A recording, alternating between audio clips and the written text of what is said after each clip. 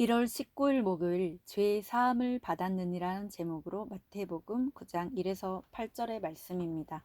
기도드리겠습니다. 사랑의 하나님 감사합니다. 오늘도 말씀 묵상의 시간을 허락하심에 감사합니다. 이 시간을 통하여서 하나님의 말씀이 들리고 복음이 들리길 원합니다.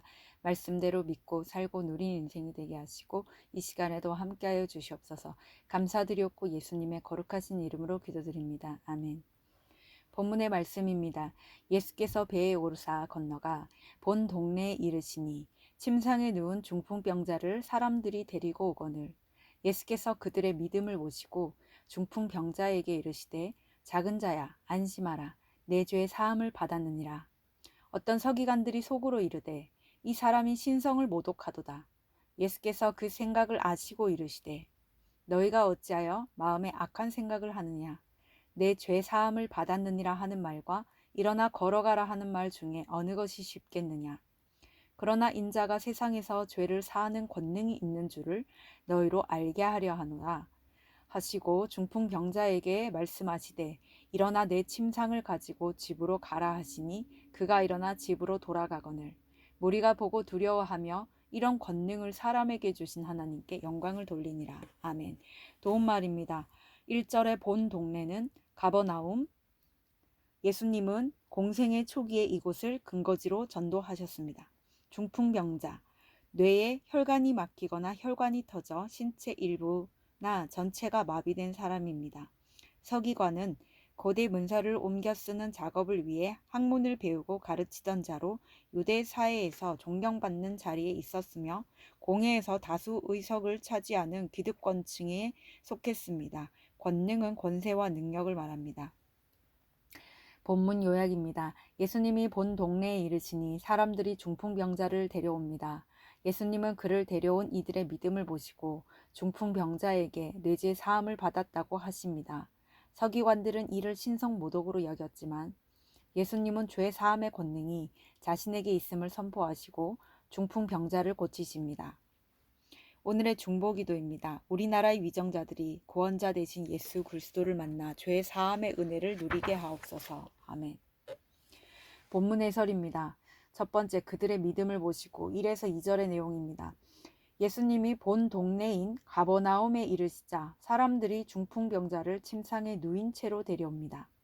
아무리 많은 사람을 살리는 대단한 사역을 해도 우리 각자에게는 돌아가야 할 본 동네가 있습니다. 그리고 그곳에는 영적, 육적으로 무기력한 가족과 제체들이 있습니다.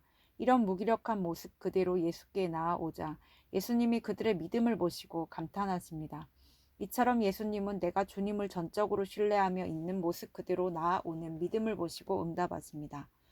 적용 질문입니다. 가족과 지체를 있는 모습 그대로 예수께 보이기만 하면 주께서 역사하실 것이라는 믿음이 있습니까? 두 번째, 죄 사함의 권세. 3에서 5절의 내용입니다. 서기관들은 죄의 문제는 오직 하나님만이 해결하실 수 있다고 믿었습니다. 그래서 예수님이 중풍병자에게 죄 사함을 받았다고 말씀하시자 그들은 신성모독이라며 속으로 비난합니다.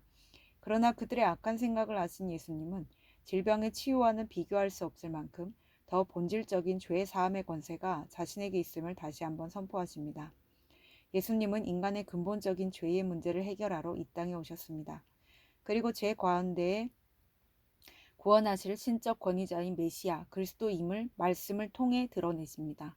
적용 질문입니다. 내 생각에 사로잡혀 가족과 지체를 속으로 판단하며 무시하고 있지는 않습니까? 세 번째, 죄 사함의 증인 6에서 8절의 내용입니다. 건강과 물질이 회복되어도 죄 사함을 받지 못하면 영생을 얻지 못합니다.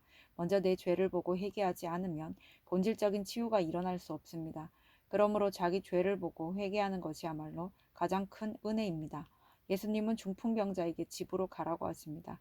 그동안 수고한 가족과 공동체에게 돌아가 자기 역할을 감당하라는 것입니다. 또한 내 침상을 가지고 가라는 것은 과거의 상처와 수치의 사건을 약재로 삼아 증인의 삶을 살라는 의미입니다. 적용 질문입니다.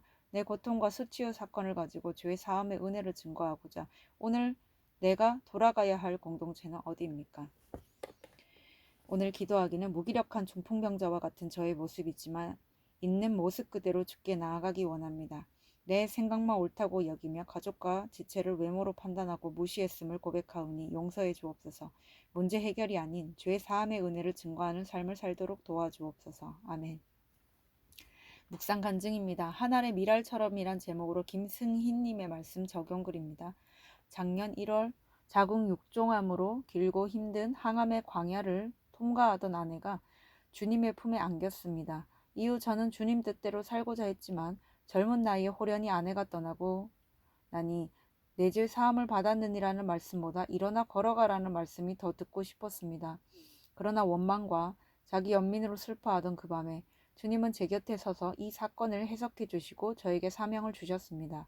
주님은 아내의 위로 예배에서 그날의 큐티 말씀으로 바벨탑을 세운 사람들처럼 내 이름을 드러내고 하나님의 영광을 가로채려 한 저의 악한 생각을 깨닫게 해주셨습니다.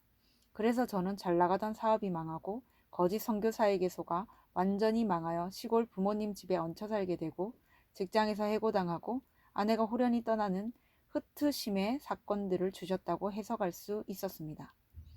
입관 예배를 드리는 날 큐티 말씀은 구원의 족보였습니다.